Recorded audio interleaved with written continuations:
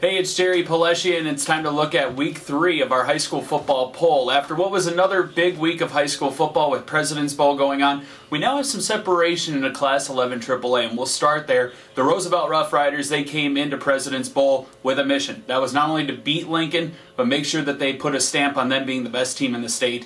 They certainly did so. They defeated Lincoln 49-7, a result in which we're not used to seeing out of the Lincoln Patriots by any means, but Kim Nelson has this offense working fabulously. Defensively, very strong with 9 returning starters. We knew that coming into the year, but they really are the best team in the state. No questions asked right now. It's going to take a lot to bring down the Rough Riders. Coming in at number 2, we're going to put O'Gorman back at number 2. This is a deserving spot for them. Their lone loss in the season is to that Roosevelt Rough Rider team. They defeated Brandon Valley 28-14 on Friday night. Now 2-1 on the season. Last week they were ranked number 3. But with the way that Lincoln played on Saturday night against Roosevelt, we're going to move them down to number 3. Lincoln, of course, their first loss in over a year and a half. They had 24 straight games of which they won prior to this past Saturday. This one just too hard on them. 49-7 as mentioned against Roosevelt. We're going to put them at number 3 at 2-1. At number 4, Sioux Falls, Washington, who I think played the most complete game that they have played under Chad Statham. Really like what their offense did, and also on defense. They defeated Yankton 43-19 in the first game of President's Bowl. I think Chad Statham really has something going with this Washington Warrior team, and who knows, throughout the season, they might actually end up jumping up. We'll have to wait and see. At number 5, this is where it gets a little tough when it comes to Class 11 AAA. There seems to be a divided line. We're going to put Brandon Valley at number 5. They were 5 last week for us. They're 1-2 on the season. They lost to O'Gorman 28-14. Their 2 losses on the season, though, to Washington and to O'Gorman. They picked up a win when they needed it. I'm not going to penalize them quite yet when it comes to that, but for Brandon Valley, kind of that line drew. The top 4 teams draw the line. Brandon Valley at number 5.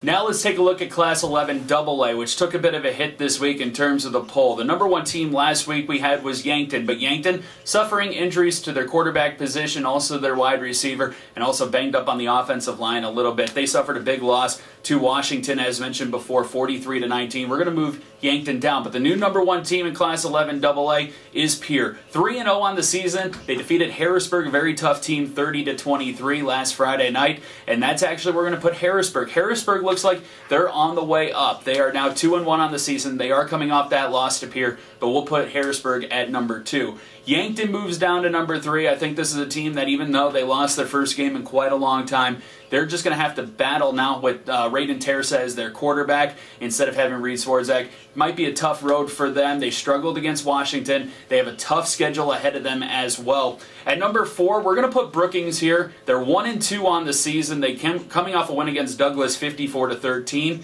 They are also faced with a pretty tough schedule. They lost to Yankton earlier in the year in 5 overtime.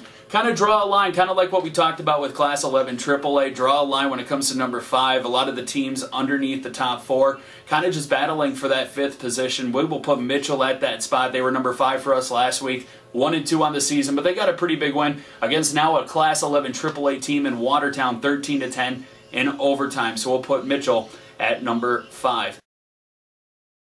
As a reminder, you can listen to all of our high school broadcasts online as well at ESPN991.com. Our upcoming games this week will be on Friday night. It's a doubleheader starting at 5 o'clock. We'll have Sioux Falls, Washington against Sioux Falls O'Gorman, followed by Lincoln hosting Brookings. Those games will be broadcasted to you live from Howard Wood Field. Until then, we'll see you then. For more information, just go to ESPN991.com.